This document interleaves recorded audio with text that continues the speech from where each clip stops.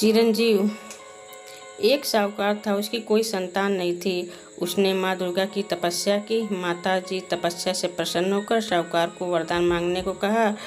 साहूकार ने वरदान में पुत्र मांगा। माता रानी ने कहा, मेरे पास 2 तरह के पुत्र हैं। पहला 10,000 वर्ष जिएगा लेकिन महामूर्ख होगा, और दूसरा 15 वर्ष यानी अल्पायु जिएगा लेकिन महाविद्वान होगा। किस तरह का पुत्र चाहिए? साहूकार बोला, माता मुझे दूसरा वाला पुत्र दे दो। माता ने तथास्तु कहा। कुछ दिन बाद साहूकार की पत्नी ने एक पुत्र को जन्म दिया। उसका लालन पालन किया।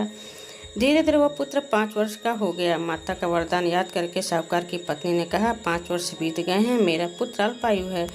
जिन आँखों ने बेटे को बढ़ते हुए देखा, जिन आँखों में लाल की छवि बसी है, अथाह प्रेम है, वो आँखें बेटे की मृत्यु कैसे देख पाएंगी? कुछ भी करके मेरे लाल को बचा लो।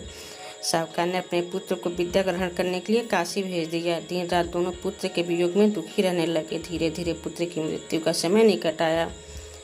काशी के एक सेठ ने अपनी पुत्री के साथ साहूकार के बेटे का विवाह कर दिया। पति पत्नी के मिलन की रात उसकी मृत्यु की रात थी। हेमराज नाग रूप धारण करके उसके प्राण हरने के लिए आए। उसके पति को डस लिया। पत्नी ने नाग को पकड़ के कमंडल में बंद कर दिया। तब तक उसके पति की मृत्यु हो गई।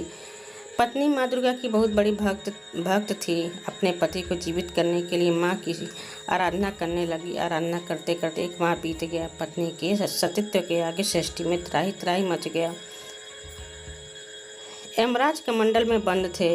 यमलोक की सारी गतिविधियां रुक गईं। देवों ने माता से अनुरोध किया और कहा, हे माता, हम लोगों ने यमराज को छुड़ाने की बहुत कोशिश की लेकिन छुड़ा नहीं पाए। जगदम्बा, अब तुम ही यमराज को छुड़ा सकती हो।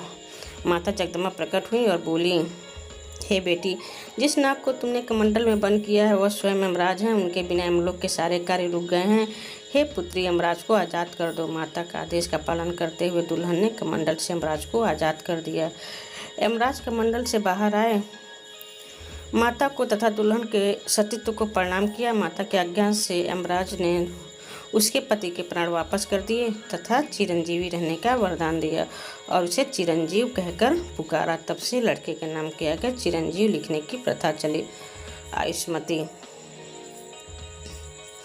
राजा देवदत्त के घर कोई संतान नहीं थी। नारद जी ने कहा, सोने के हल से धरती का दोहन करके उस भूमि पर यज्ञ करो, संतान जरूर प्राप्त होगी। राजा ने सोने के हल से पृथ्वी को जोतते समय पृथ्वी से कन्या प्राप्त हुई।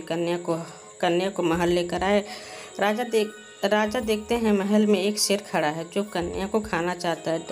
डर के कारण राजा के हाथ से कन्या छूट गई। शेर ने कन्या को मुख में धर लिया। कन्या को मुख में धरते ही शेर कमल पुष्प में परिवर्तित हो गया। उसी समय विष्णु जी प्रकट हुए और कमल को अपने हाथ से स्पर्श किया। स्पर्श करते ही कमल पुष्प उसी समय यमराज बनकर प्रकट हुआ और कन्या 25 वर्ष की युवती हो गई।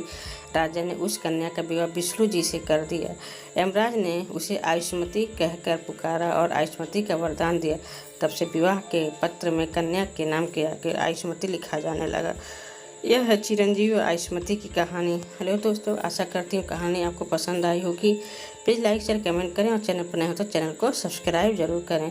कमेंट करके ज़रूर बताएं कहानी कैसी लगी। Thank you.